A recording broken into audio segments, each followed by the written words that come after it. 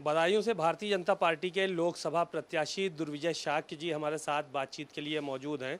आज चुनाव प्रचार थम चुका है और दुर्विजय शाक्य जी का आज एक बहुत बड़ा जुलूस निकला।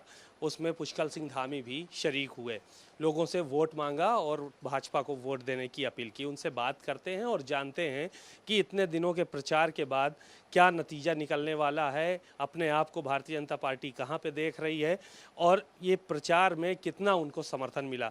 सर, कहाँ पे पा रहे हैं, कहाँ पे देख पा रहे हैं आज प्रचार समाप्त हो चुका है?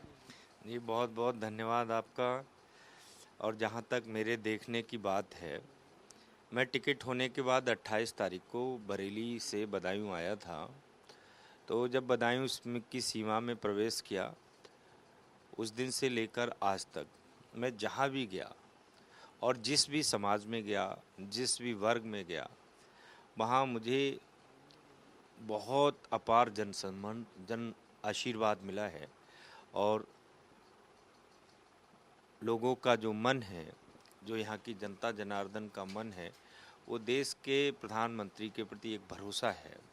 तो इस आधार पर मैं निश्चित कह सकता हूँ, बदायूं में चुनाव तो हमने पिछली बार ही जीता था, जब समाजवादी पार्टी और बहुजन समाजवादी पार्टी मिलकर चुनाव लड़ रहे थे। तब पूरे देश में, उत्तर प्रदेश में ये हल्ला था कि साहब समाजवादी पार्टी और बहुजन समाजवादी पार्टी मिल गए तो बदायूं जैसी सीट पर क्या हाल होंगे। लेकिन बदायूं की सम्मानित जनता ने पिछली बार ही कमल का फूल खिला दिया और इस बार तो रिकॉर्ड मतों से चुनाव जीतने जा रहे हैं। ये बदायूं ज़िला हमारा बहुत पिछड़ा ज़िला है।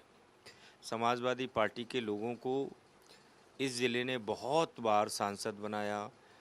श्री मुलायम सिंह यादव जी को भी इस ज़िले ने विधायक बनाया। लेकिन ये अपार संभावनाओं वाले ज़िलों को समाजवादी पार्टी की देन केवल गुंडई है, केवल पिछड़ापन है। यहाँ उन्होंने एक भी काम नहीं किया, जबकि ये डिस्ट्रिक्ट हेडक्वार्टर है। वहीं उनकी छोटी सी गौटिया आप जानते होंगे, छोटी सी गांव के बाद जो छोटा होता है उसे गौटिया कहते हैं। पुरजरा उनकी जो सैफई है वो गौटिया थी, गांव भी नहीं था, गौटिया थी। तो यहाँ से बने और गौटिया में जाके अपना विकास किया। बदायूं मेरा पिछड़ गया, बदायूं मेरे गुंडागर्दी दी उन्होंने।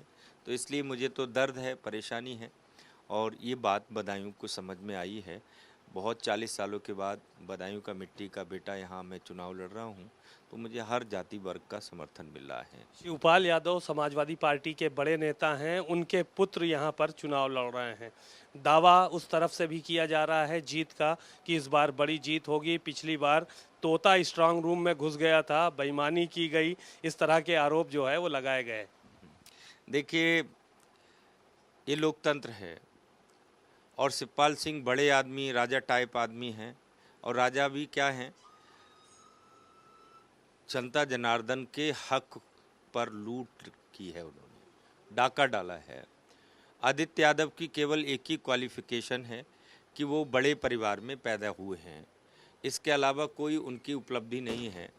और ये मेरा दोष नहीं है कि मैं किसान परिवार में पैदा हुआ हूँ, सामान्य किसान परिवार में पैदा हुआ हूँ, तो इसलिए जो समाजवादी पार्टी के राजकुमार टाइप प्रत्याशी हैं वो मुझे पटकनी दे देंगे, ऐसा नहीं है। वो परिवारवाद के प्रतीक हैं। उत्तर प्रदेश में 5 टिकट दिए हैं उन्होंने, पांचों अपने परिवार के लोगों को टिकट दिए हैं। ये भारतीय जनता पार्टी की खूबसूरती है।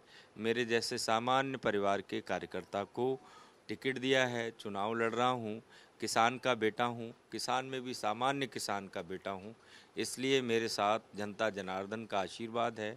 उनकी कोई क्वालिफिकेशन नहीं है। मैं 35 सालों से पार्टी का काम कर रहा हूँ, लोगों के साथ संबंध बना रहा हूँ, मेरा अपना नेटवर्क है और पार्टी का आशीर्वाद है, इसलिए मैं निश्चित रूप से चुनाव जीतूंगा। एक सवाल ये था कि आज ऑब्जर्वर से मिलने के लिए गए शिवपाल यादव, उनके बेटे आदित्य यादव जिला अधिकारी से मिले, पुलिस कप्तान से मिले यहाँ के, और आरोप लगाया कि जो पुलिस के अधिकारी हैं, थाना इंचार्ज हैं, वो कहीं ना कहीं समाजवादी पार्टी के लोगों को प्रताड़ित करने का काम कर रहे हैं और भारतीय जनता पार्टी के नेताओं के इशारे पर प्रताड़ित किया जा रहा है, सरकार के इशारे पर प्रताड़ित किया जा रहा है। ऐसा है क्या? आप लोग प्रताड़ित करवा रहे हैं? देखिए, प्रताड़ित नहीं करा रहे हैं। क्या है कि यहाँ वो गुंडागर्दी करते रहे, ये गढ़ नहीं रहा कभी।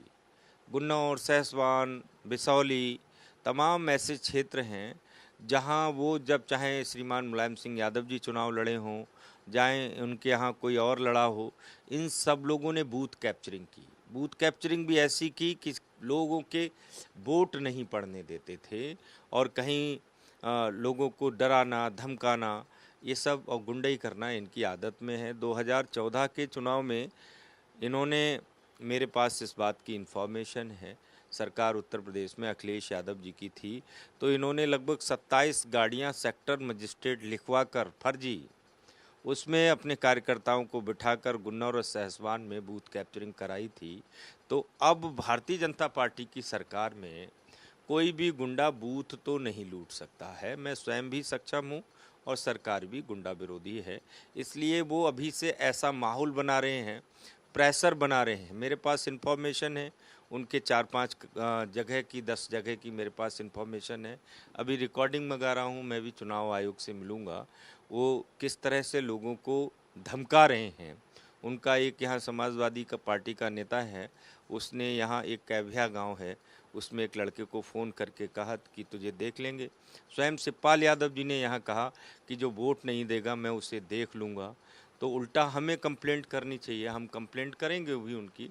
तो इसलिए वो तो स्वयं धमका रहे हैं, हम लोग कहीं गुंडई नहीं कर रहे हैं, बस वो एक एटमॉस्फेयर प्रेशर बना रहे हैं प्रशासन के ऊपर, जिससे प्रशासन भयभीत हो जाए और गुंडों के खिलाफ कार्रवाई ना करे। लेकिन वो पूरी तरीके से पहले भी बूथ लूटते रहे हैं, पहले भी यहाँ गुंडई करते रहे हैं, अब फिर उनकी मंशा है, लेकिन गुंडई और बूथ लूट तो बिल्कुल होने नहीं देंगे। यही कह रहे हैं कि एक थाने में 30-30, 35-35 लोगों को 151 में चालान किया गया और जेल भेज दिया गया। ये आप ही के इशारे पर हो रहा है? नहीं, ऐसा कुछ नहीं है। मैंने क्या कहा, वो स्वयं इसके मास्टर हैं, वो स्वयं गुंडई के मास्टर हैं। मैंने तो कहा गुंडों के सरदार हैं शिवपाल यादव जी।